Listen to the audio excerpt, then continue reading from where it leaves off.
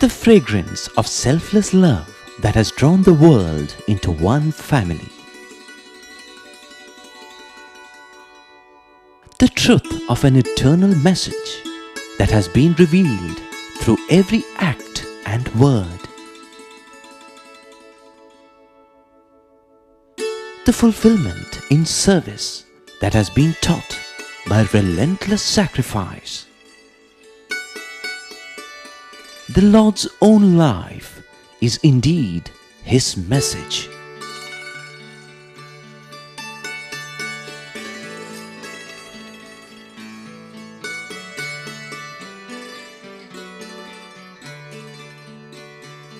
Sai Ram, and welcome to the 30th and the last episode in our running series entitled The Message of the Lord, which we started airing on the historic date 20th of October 2010.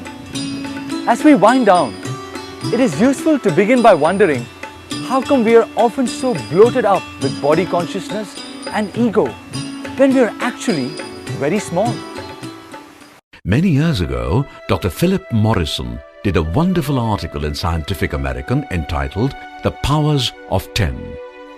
Morrison's idea was to start from the Earth and then pull away to the farthest region of the cosmos. The acrobat's ring is 1 meter wide.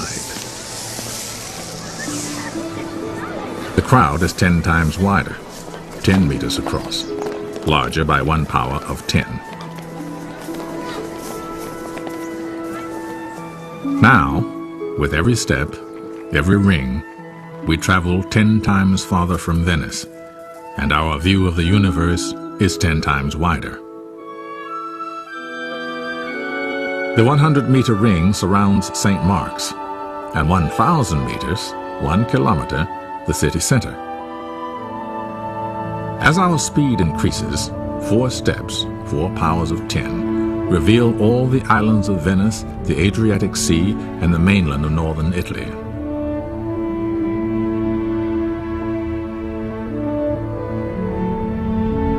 Six steps take in Europe from central Germany across Italy to the Balkans. And soon we can see the entire planet, our home in space.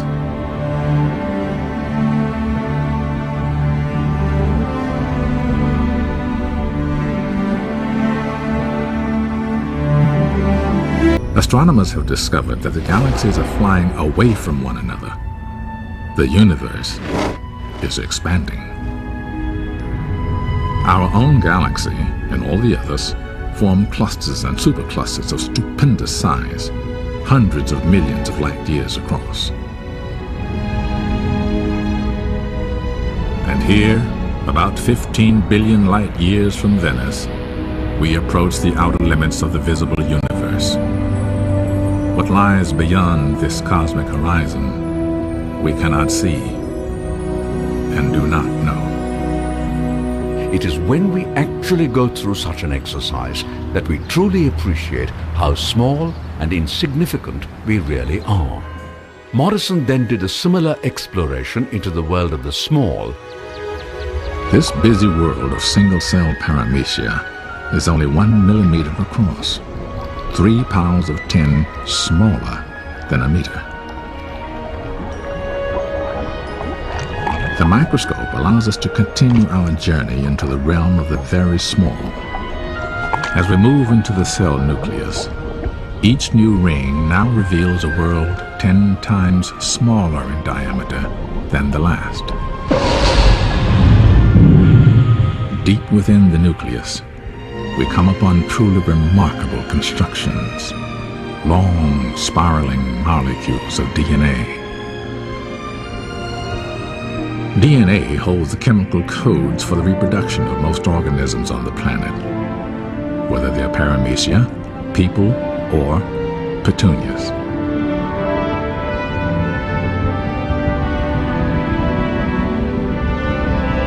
Voyaging on, we see that molecules are made of even smaller parts called atoms.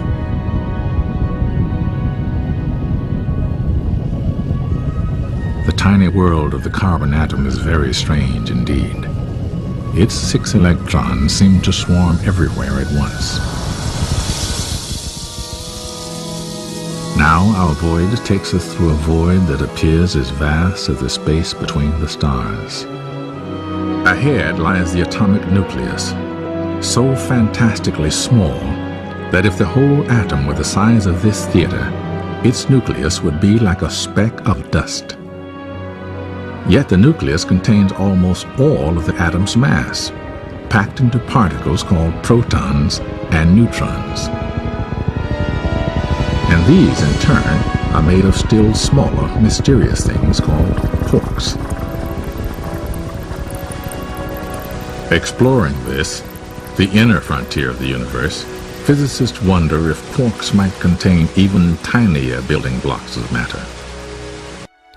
Altogether, a very fascinating exercise taking us to the world of the very large as well as the very small. Like most scientists, Morrison avoided mentioning God, but today I would like to take you on that same trip almost to the edge of space with a specific idea of giving you a glimpse of the glory of God. You see how vast the universe is and how insignificant we are in relation to the cosmos?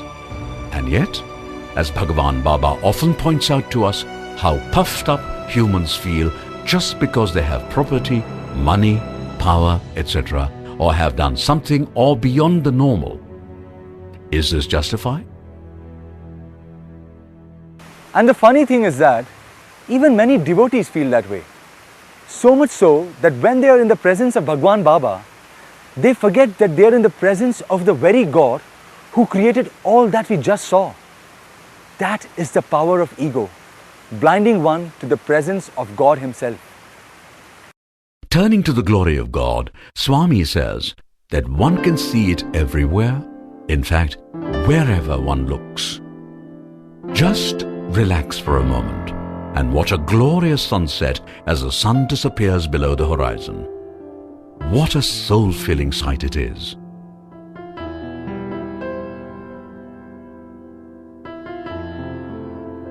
Well, the beauty of that sunset is nothing but a minute reflection of the glory of God. Next, look at some of the great mountains of the world.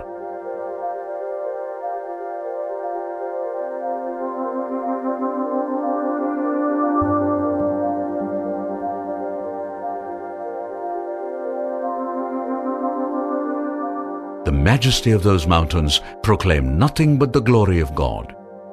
There are, of course, countless such examples.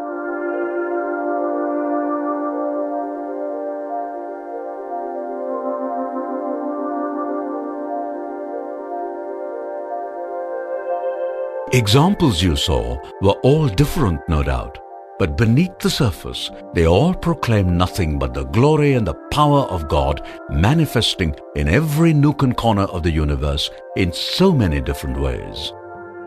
The real question is, do we take even a moment off to wonder about the relationship of all this to God Almighty? As Swami sometimes asks, who is it that has put a red beak on a green parrot? Who is it that has made the peacock so beautiful? You know something? The frog, the dog, and the donkey, for example, simply do not know what beauty means. They may stare at a glorious sunset, but can never enjoy it. Humans, however, are able to. And do you know why? Because truly speaking, when you and I enjoy the beauty in nature, it is really the God or the Atma within us that is enjoying that beauty. God is in the sun, and God is also within us. Thus, when we enjoy a sunset, it is really God in a human being loving the God in the sun. Now maybe you understand what Swami means when he explains creation by saying, I separated myself from myself in order to love myself.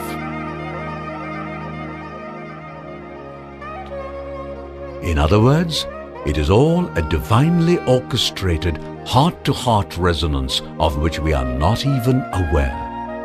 It is rather like a piano maker making a piano and then playing it to enjoy himself. Each of us is thus like a particular key, And thus it is that we all become agents of God in this great loving game. If the piano is not properly tuned, then when some keys are struck, one would not get the proper sound. Rather, one would get a somewhat jarring note. That would be a case of a person who has shut out God within.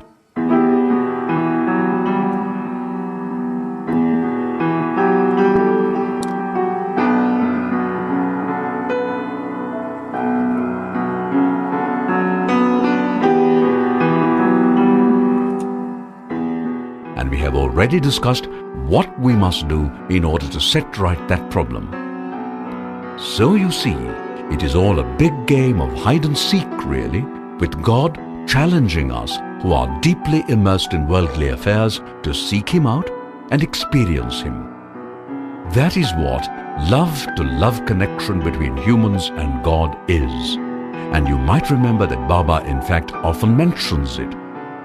But unfortunately these days we are all so busy that we are not conscious that God is constantly challenging us via this divine game of His.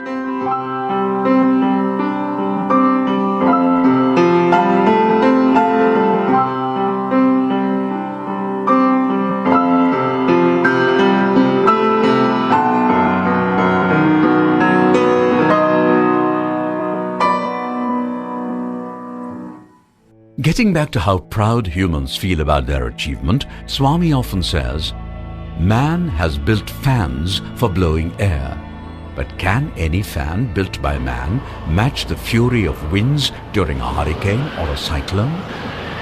This is but a sample, and one can give any number of such examples. However, I shall not. Instead, I would like to draw attention to the remarkable fact that this God, who is immanent everywhere, is also within us.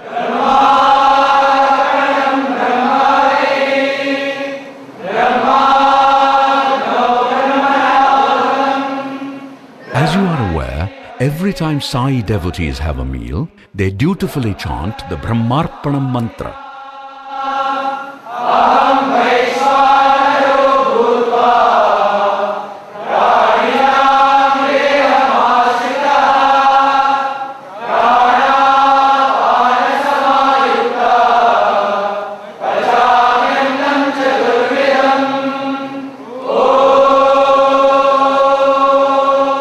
Notice what the second stanza says.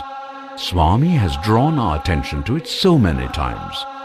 Basically, it reminds us that no matter what we eat and how we take in the food, it is not really the digestive system that digests the food, converting into nourishment needed for sustaining life, but the power of God within.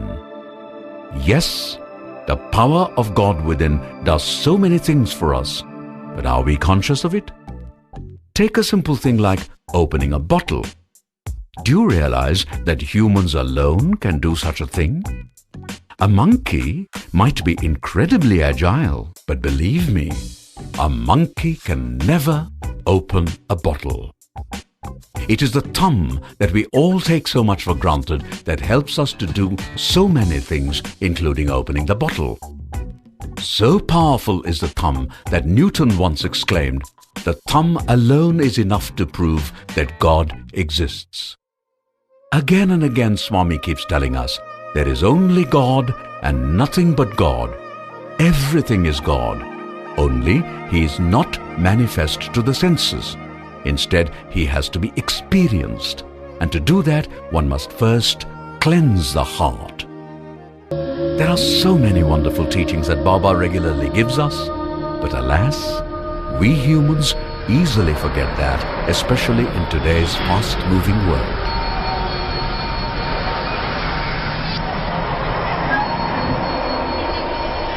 And when people in large numbers decide to put God on the back burner, then there is sure to be trouble. It is to remind us constantly about our wayward habits and behavior that God is now in our midst. God is not merely in our midst, He is also doing so much for all of us, in fact, all the time. More than anything else, the avatar of the age is training himself to shower so much divine love on all of us all the time, totally unmindful of the physical inconvenience to his physical frame. And he is doing all this so that we may wake up from our spiritual slumber and pay serious attention to the real purpose of his incarnation. On this occasion, even as we all eagerly look forward to the celebration of the 85th birthday, let us rejoice that God is in our midst. At the same time, let us also pay serious attention to his cosmic aspect that lies hidden behind his enchanting form. Understandably, we are swept by the beauty of Baba's physical form. This, of course, is unavoidable. At the same time, we should all pause for a second to remind ourselves that this very same Swami also pervades the entire universe. Way back in 1968, late Mr. Kasturi recorded a talk citing various statements Swami had made from time to time, commenting on his advent, his glory, and his mission. Let us hear excerpts from that historic recording. Please pay careful attention, for in the extracts presented, Baba is speaking to all of us as a Sri Sathya Sai avatar. Just as he did long time ago, back then, he spoke to just one human being. This time, it is addressed to all of humanity directly. I should say, we are really lucky to hear all this. Just to remind you once more, the recording from which we are offering snippets was made in 1968, 42 years ago.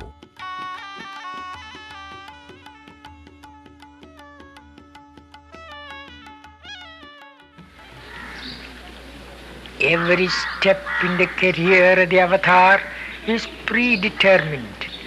Rama came to feed the roots of Sathya or truth and Dharma or righteousness. Krishna came to foster Shanti, peace, and Prema, love. Now, all these four are in danger of being dried up. That is why the present avatar has come. The Dharma that had fled to the forests has to be led back into the villages and towns. The anti-Dharma that is ruining the villages and towns has to be driven into the jungle. Come, just one step forward. I shall take 100 steps towards you. Shed just one tear. I shall wipe 100 from your eyes. I bless only thus. May your bliss grow. I have come to give you the key of the treasure of Ananda or bliss, to tell you how to tap that spring, for you have forgotten the way to blessedness. If you waste this chance of saving yourselves, it is just your fate. You have come to get from me tinsel and trash, the petty little cures and promotions, worldly joys and comforts. Very few of you desire to get from me the thing I have come to give you, namely liberation itself. And even among these few, those who stick to the path of spiritual practice and succeed are a handful. Your innate laziness prevents you from the spiritual exercises necessary to discover the nature of God. This laziness should go. It has to be driven out of man's nature in whatever shape it appears. That is my mission. My task is not merely to cure and console and remove individual misery, but it is something far more important. The removal of misery and distress is incidental to my mission. My main task is the re-establishment of Vedas and Shastras and revealing the knowledge about them to all peoples. This task will succeed. It will not be limited. It will not be slowed down. When the Lord decides and wills, His divine will cannot be hindered. But I call you to me and even grant worldly boons so that you may turn Godward. No avatar has done like this before, going among the masses, counseling them, guiding them, consoling them, uplifting them, and directing them along the path of Sathya, Dharma, Shanti and Prema. I know the agitations of your heart and its aspirations, but you do not know my heart. I react to the pain that you undergo and to the joy that you feel, for I am in your heart. I am the dweller in the temple of every heart. Do not lose contact and company, for it is only when the lump of coal is in contact with the live embers that it can also become live ember. Cultivate nearness with me in the heart, and you will be rewarded. Then you too will acquire a fraction of the supreme love. This is a great chance. This chance will not come your way again. Beware of that. If you cannot and do not cross the sea of grief now, taking hold of this chance, when again can you get such a chance? Be confident that you will all be liberated. Know that you are saved. Go and tell all that you had come to Puttaparthi and that you got here the secret of liberation. Many hesitate to believe that things will improve, that life will be happy for all and full of joy, and that the golden age will recur. Let me assure you that this Dharma Swarupa, this divine body, has not come in vain. It will succeed in averting the crisis that has come upon humanity. Please note that this is played out from our audio files. Those words spoken by late Mr. Kasturi were actually the words of Bhagavan Baba addressed to us, which Mr. Kasturi rendered in English. That call of Swami was soul-stirring and inspiring, was it not? Equally important, it is full of meaning. Notice the warning that Baba is giving about devotees wasting their time asking for trinkets and not paying serious attention to the depth and profundity of his message. He says, righteousness that has fled into the forests has to be brought back into the towns and villages. The anti-righteousness that is ruining the towns and villages has to be driven back. That was what Swami said way back in 1968, long before globalization, the internet age, Twitter, YouTube and whatnot. Just imagine how bad things have become since then. But is anyone doing anything about it? Hardly, which is why we made it a special point to produce and present this month-long serial. Let us remember that God has not come down merely for giving darshan, watching the programs we stage, for traveling around, visiting the homes of devotees and so on. Yes, He does all that to make us as happy as possible. But we must not forget at the same time that He very much wants us to seek a higher level of happiness that comes from being immersed in Him. Actually, we hardly realize how simple Swami has made it all for us. He does not expect us to become yogis and go into a trance. Not at all. Instead, He has given us very simple ways of being one with God and experiencing the highest form of ananda or bliss. Swami has explained how this can be done. Baba says, doesn't matter if you are doing something pretty mundane like moving food supply in a tractor trailer. Think of me while doing so and sing for me. Just see how much bliss that gives you. Swami adds, you can be vacuuming the floor or cutting vegetables or whatever. Even as you are doing these so-called mundane things, just think of me and maybe hum a bhajan or something. That would make you happy and also make me happy. Very happy, in fact. You know, Baba is so kind and compassionate that he has really simplified things for us. He understands that this is the age when everyone is in a tearing hurry. Nevertheless, in the midst of all this hurry-burry, we remember God if we want to. Just watch this. Jaya Parti Vithala, Jaya Sai Vithala. Jaya Parti Vithala, Jaya Sai Vithala. Saw that? There was the pilot praying before takeoff and saying thanks after landing. That, says Baba, is the way work is made into worship.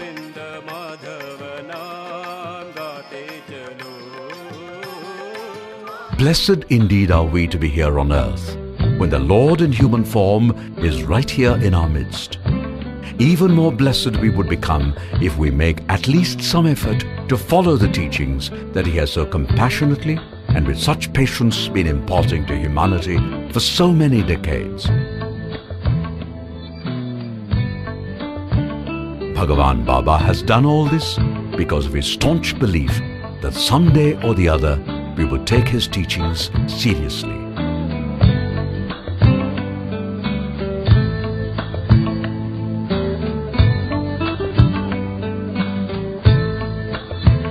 In fact, not only has Swami been giving discourses tirelessly, but also lived his entire message as we have sought to show in the series. When he has placed so much faith in every single one of us, can we afford to disappoint him?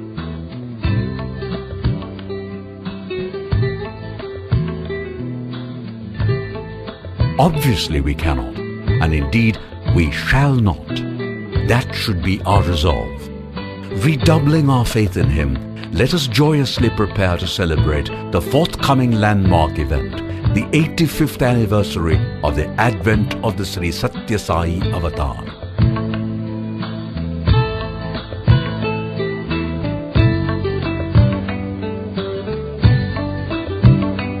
There have of course been many great birthday celebrations earlier.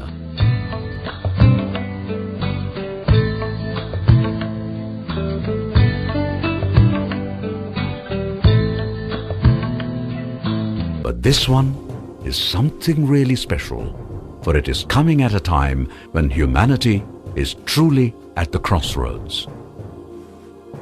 This is the moment when not just a few of us, but the whole of humanity has to make crucial and critical choices. Choices that would determine whether we all survive and become redeemed, or crash into a state of endless misery and suffering for most, if not all. It is to save humanity from that wretched state and to restore Dharma to its exalted pedestal that Bhagavan Baba has come. And in 85 long years, Sai made his innumerable sacrifices for our sake. Recognizing that truth, let our celebration of the 85th anniversary of the incarnation of Sai also be the day when we are born again, spiritually that is.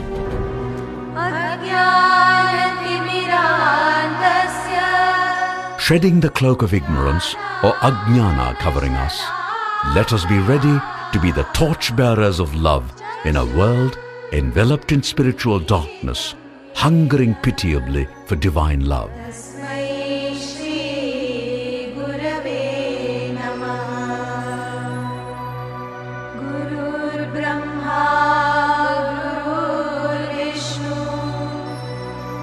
Led by our beloved Swami and seamlessly fusing together as Team Sai, let us march resolutely and steadfastly behind him, knit together by prema and bonded by Atmic consciousness. Let us fulfill what Lord Sai expects of us for our own redemption as well as the welfare of humankind as a whole.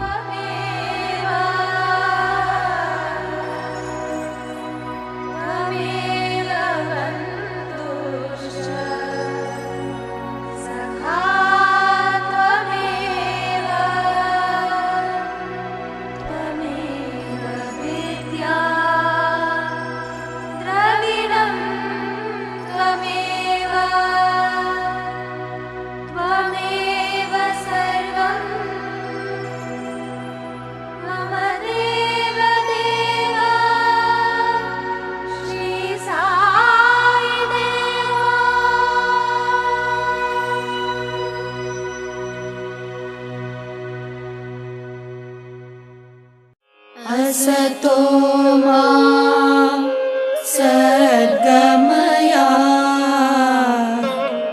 तमसो मा ज्योतिर्गमया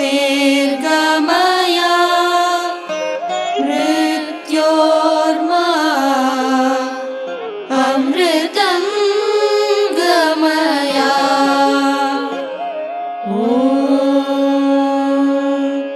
शांति शांति शांति। What you heard just now is an ancient Indian prayer addressed to the Lord, seeking His help and guidance in making three critical transitions. They are the transition from untruth to truth, from darkness to light, and from death to immortality.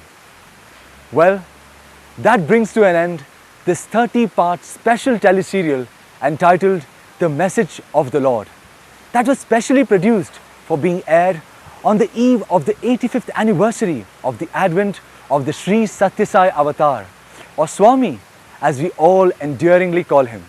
It has been our privilege and blessing in serving you, dear viewers, and we hope that you enjoyed this presentation as much as we enjoyed in bringing it to you. Thank you for being with us all these days, and our special thanks go out to the many who have taken the trouble to write to us and tell us how much they are enjoying this presentation. Well, before we sign off, we would like to inform you that this streaming program would continue until the 25th of November. However, from tomorrow onwards, we would be offering coverage of current events as they happen here in Prashanti. Of course, we will be covering the birthday function as well. Make sure that you do not miss that. Once again, thank you for being with us. Jai Sai Ram.